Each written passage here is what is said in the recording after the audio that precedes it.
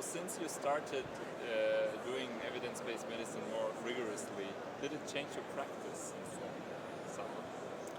Yes, when I started doing this research, it already changed my practice. That's also one of the risks. So when you have a study idea, you do your research, and at the moment that you are doubting about the outcome of your surgery, you are changing your practice. But for instance, the study we did on microtube discectomy, all my patients had a microtube discectomy. When we saw the database and the outcome, we knew two things. I was sad because my microtube was not effective, and I was glad because I knew that it would be a high scientific impact paper.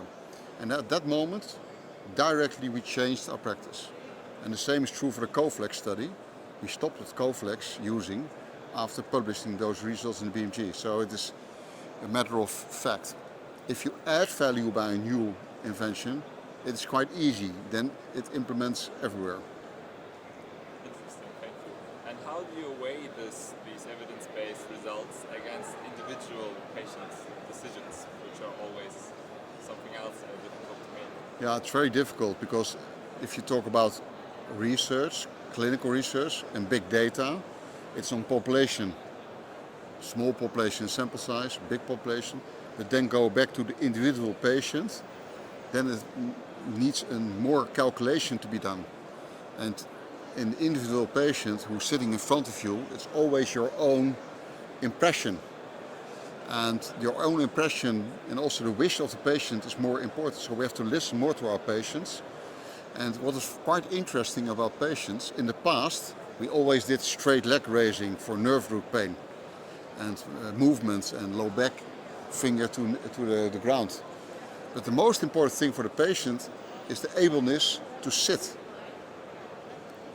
You're not able to sit or not able to put on your socks, that is very good prediction model of having surgery because the outcome is bad.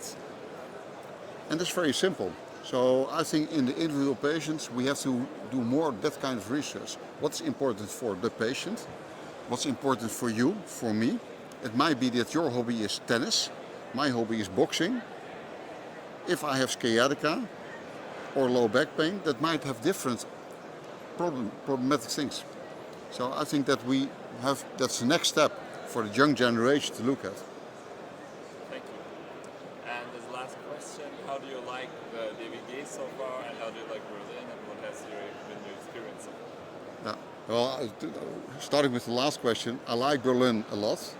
I'm from Rotterdam, which is also a city which has burned down during the Second World War. Berlin is the same, so you feel the same history. My first spine meeting was Berlin, like I just discussed during our meeting.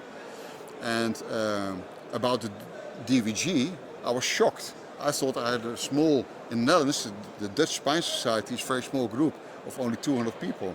And there are more than 1,000 people here.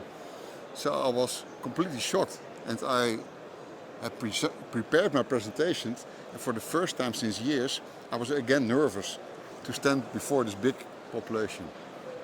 Thank you very much. Thank you very much for the questions.